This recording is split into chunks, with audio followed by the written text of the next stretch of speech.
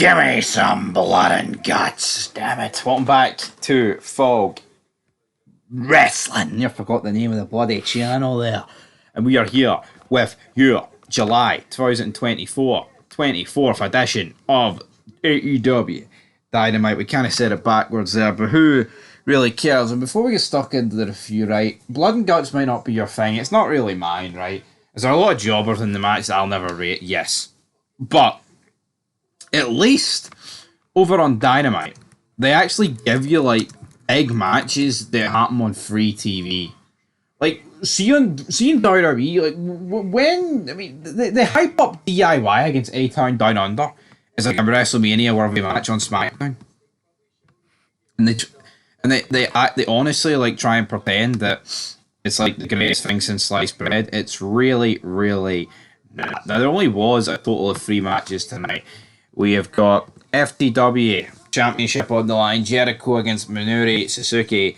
Akira Shida versus Dr. Britt Baker. Then, of course, Blood and Guts as the Elite take on Team AW. Of course, Blood and Guts, it's pretty much war games at the end of the day. But, you know, worse time.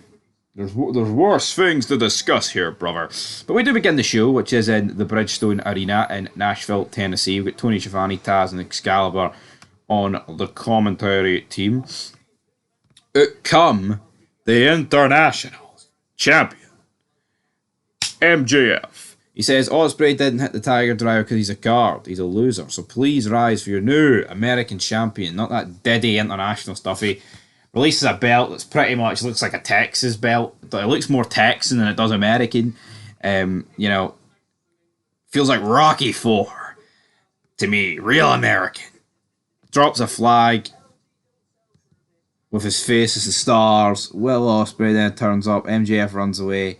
Turns out the rematch is going to be at Wembley because Ospreay says, I had a wee meeting with Tony Khan and Christopher Daniels. Talking to Christopher Daniels is shown backstage withering in pain as the Bucks flip the coin and the Elite get the advantage tonight. They get the blood and guts advantage, not war games.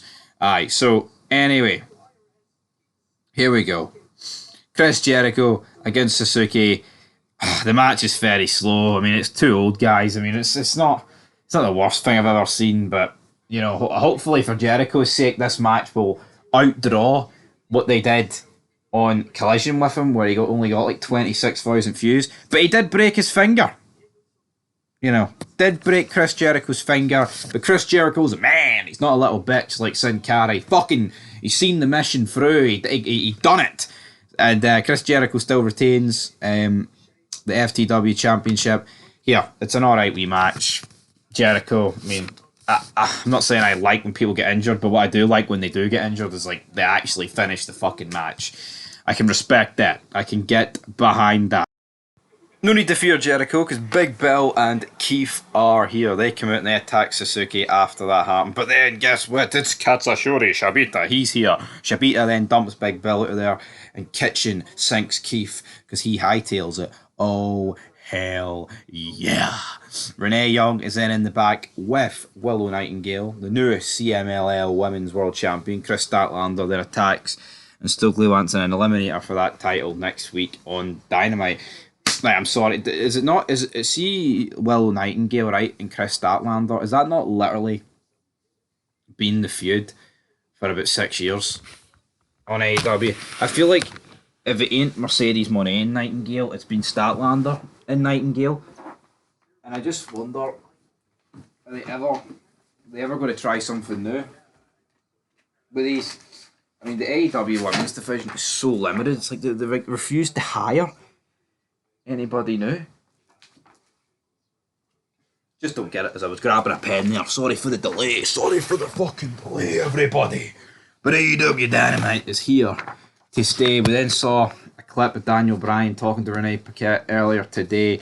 Bryan says that his neck is fixable, but we've got to keep it that way. Jeff Jarrett then shows up and tells Daniel Bryan he couldn't be more proud to stand in Calgary and raise his hand. Jarrett says, you got to buckle up, physical kid. You're a midget. You're a dirty man. A lot of people believe in you. And I'm right at the top of that list. I believe in you. I believe in you, Daniel. Hey, Daniel. Uncle Jeff Jarrett believes in you. Alright, fucking, maybe reel it in. Maybe reel it in a bit. Maybe reel it in, would ye? Reel it in. Anyway, we move on to our second match with Dr. Britt Baker. DMD taking on Akira Shida. Britt Baker just back. Never, ever in a million years going to lose this match. It just has to be said. Not a chance is it going to happen. She wins this match. Just a bit of a nothing match, really. You know, not much going on, to be perfectly honest. And then we moved fans because Britt Baker won. Forget about your nails, damn it. Britt Baker, DMD, get your teeth out.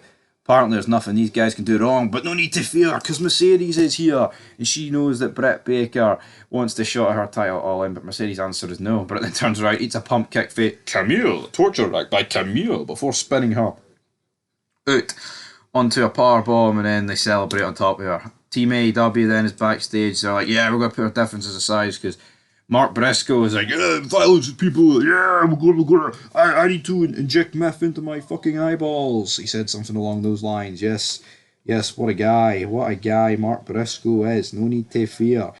The violence is here. Aye, that works, doesn't it? Anyway, what have we got next time? And I'll tell you what we've got next. We've got the Glamour, Mariah May, taking on Kayla, Alexis. We've got a running shotgun drop kick by May. Some big elbows into the corner here. Shotgun is then getting absolutely jobbered clean out by this drop kick. But don't worry, Mayday. Boom, centre of the ring. Into the corner. Running hit. Bang. Holy frickin' moly. Storm 0 for good measure. 1, 2, 3. Mariah May rules. But then Storm music appears. But she's no here. But then she does appear. Toni Storm is here. What the fuck is going on? Storm says, are you ready to die?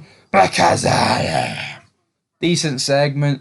It's probably one of the best things going at AEW in terms of women across the board, across all companies. I think it is, and obviously the Liv Morgan Rhea Ripley thing might top it, but I feel like that's more down to Dominic and Judgment Day. You actually just look at this. This is solely women. This is probably the best thing going. Everybody, it's the best thing going. Alright, no need to fear. It's the best thing going. Excellent. The cage is being lowered, and that means only one thing. Right, this match was fucking mental. You'd coffin drops from the top of the cage, you know, decent spot that. I say decent spot. I think the coffin drop can look good because his body looks so limp and fallen. There was an unprotected chair shot from Mark Briscoe to Jack Perry, who was just fucking chained up, which was another cool shot. I mean, yeah, our unprotected chair shots dodgy, and it's but you know what? We got them in the fucking Attitude Era, man, and it was good in the Attitude Era. Again, it means a bit more when The Rock's hitting Mick Foley in the head with an unprotected chair shot, but yeah, unprotected chair shot, damn it. Reminds you of Tommy Dreamer and Raven.